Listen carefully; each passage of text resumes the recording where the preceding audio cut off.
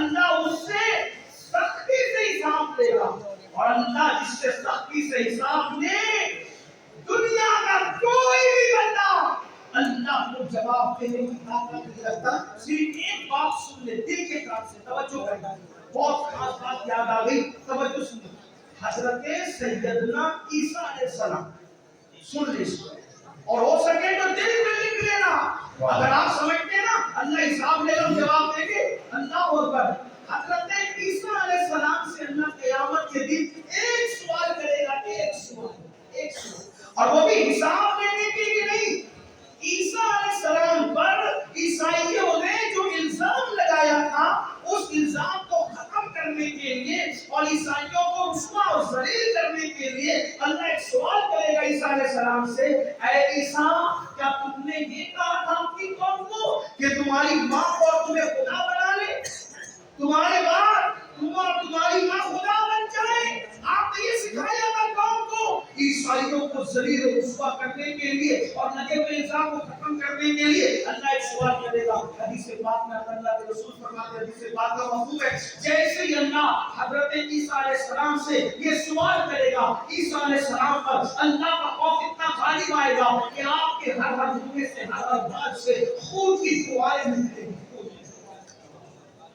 الزام کو ختم کرنے کے لیے سوال کیا تو اللہ کے معصوم پیغمبر کے بال بال سے خون کی فواریں نکلی۔ مسلمانوں سوچو، اللہ کے رسول فرما رہے ہیں کہ جب بے نمازی میدان محشر میں آئے گا تو کیا ہوگا؟ اللہ اکبر، اللہ اس سے سختی سے حساب لے گا۔ اللہ نرمی سے لے تو بھی ہم حساب نہیں دے سکتے، سختی سے لے گا تو کیا جواب دیں گے؟ کہاں سے لائیں گے وہ طاقت اپنے منہ میں؟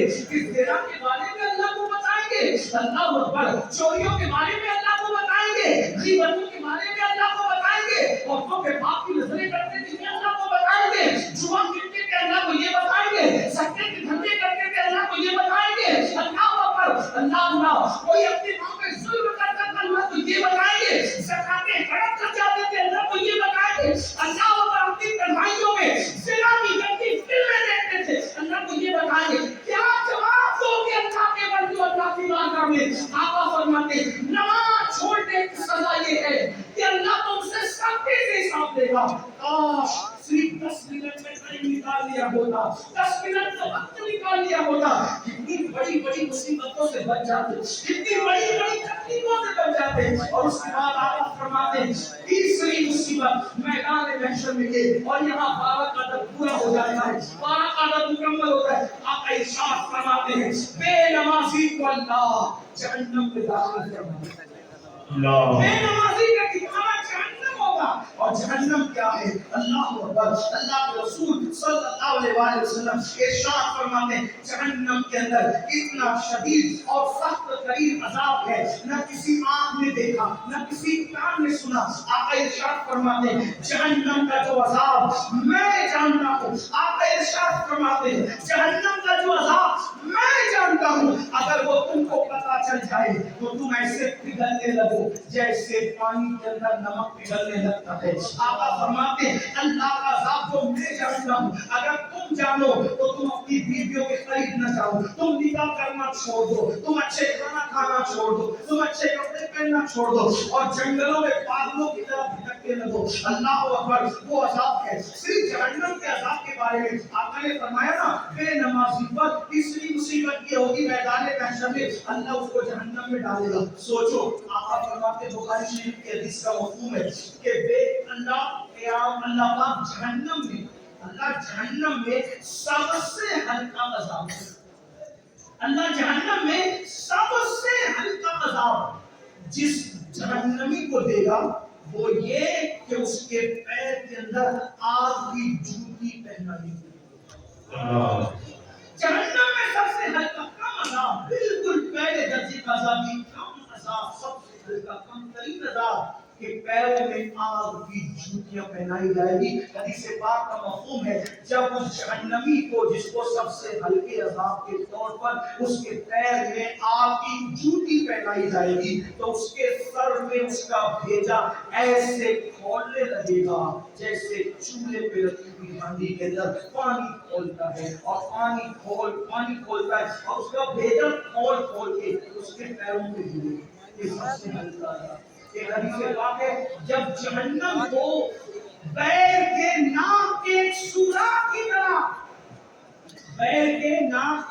ایک سوراخ کی طرح مشرق میں کھولا جائے گا تو مغرب میں جتنے لوگ کھڑے ہوں گے ان کی ناک سے بھیجا بہے کر کے جس کو پورا جہنم میں ڈالا جائے کیا معلوم ہے صرف 10 منٹ کیا ہوگا.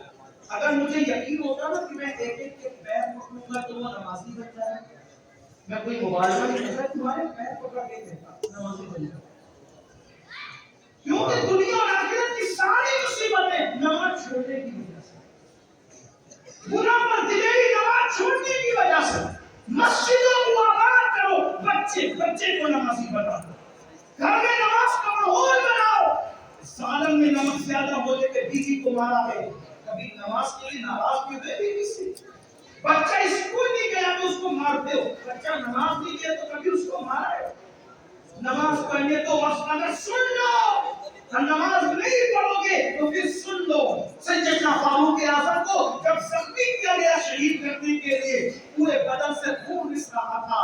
آپ نماز کی تیاری کر رہے تھے لوگوں نے کہا امیر المومنین پورے بدن سے خون رس رہا ہے اور آپ ابھی بھی نماز کی تیاری کر رہے ہیں. تو فاروق اعظم نے فرمایا لوگوں میں نے اللہ کے رسول سے یہ فرماتے ہوئے سنا کہ جس کی نماز نہیں اس کا دین نہیں. سبحان اللہ رسول علیہ السلام فاروق اعظم بیان کرے جس کی نماز نہیں اس کا دین نہیں. جس نے نماز چھوڑ دی اس کا دین میں کوئی حصہ نہیں. جس نے نماز چھوڑ دی اللہ نیکوں کی دعا سے اس کا حصہ ختم فرما دیتا ہے. سوچو کتنا بڑا نقصان ہے. صرف 10 منٹ کا وقت نہ نکالنے پر کب تک غفلت کرو گے, کب تک رنگینیاں کرو گے, کب تک دنیا کی رنگینیوں میں رہو گے, کب تک دنیا کی موج مستیوں میں رہو گے. آخر موت ہے موت. ایک دن روح کا رشتہ جسم سے ٹوٹ جائے گا. ایک دن روح کا رشتہ جسم سے ختم ہو جائے گا اور یہ وجود بے جان ہو کر ایک دن قبر میں اکیلا پڑا رہے گا. مگر یاد رکھنا میرے بھائیوں کوئی کام نہیں آئے گا. نہ ماں نہ باپ نہ بیوی نہ بچے. عمل کرو عمل. اللہ کے رسول علیہ السلام نے اپنے خاندان کے لوگوں سے کہا تھا اے بنو ہاشم عمل کرنا عمل. اس لیے کہ جس کو نسب نے پیچھے کر دیا جس کو عمل نے پیچھے کر دیا اس کو نسب آگے نہیں کر سکتا. جس کو عمل نے پیچھے کر دیا اس کو نسب آگے نہیں کر سکتا. ایسا نہ ہو کہ لوگ عمل لائے اور دوسری نسب لے کر آؤ. اللہ بنو ہاشم نے پھر حضور کی بات پر اتنا عمل کیا کہ ہر دور میں سب سے زیادہ اگر باعمل کوئی دیکھا گیا تو نبی کا گھرانہ دیکھا گیا. فاطمہ الزہرا کو دیکھو, سیدہ فاطمہ الزہرا کو دیکھو, نبی کی سگی شہزادی ہے. لوگ سوتے ہیں فاطمہ الزہرا ایک سجدے میں پوری رات گزار دیتی ہے. پھر اس کے بعد آپ دیکھو اما عائشہ صدیقہ رسول اللہ کی پیاری زوجہ ہے. اللہ جب راتوں کو عبادت کے لیے کھڑی ہوتی تو جہنم کے عذاب کو یاد کر کے اتنا روتی کہ صبح کو آپ کا دوپٹہ ایسے نچوڑا جاتا جیسے دھو کر پانی نچوڑتے ہیں ویسے اما عائشہ کے آنسو نچوڑے جاتے ہیں. اتنا روتی تھی رسول اللہ کی پیاری زوجہ. اس کے بعد امام حسن کو دیکھیں, امام حسین کو دیکھیں, مولا علی کو دیکھیں, غوث پاک کو دیکھیں. پھر 40 سال تک عشاء کے وضو سے فجر پڑھنے والی بات نبی کے خاندان میں نہیں. سرکار ویسے آپ 40 سال تک معمول رہا عشاء کی وضو سے آپ نے پوری رات کی بات. سرکار غریب نواز 77 سال کی عمر پائی. آپ اول کے 27 سال دن کبھی سو لیتے تھے کبھی رات کو بھی سو لیتے تھے. آخری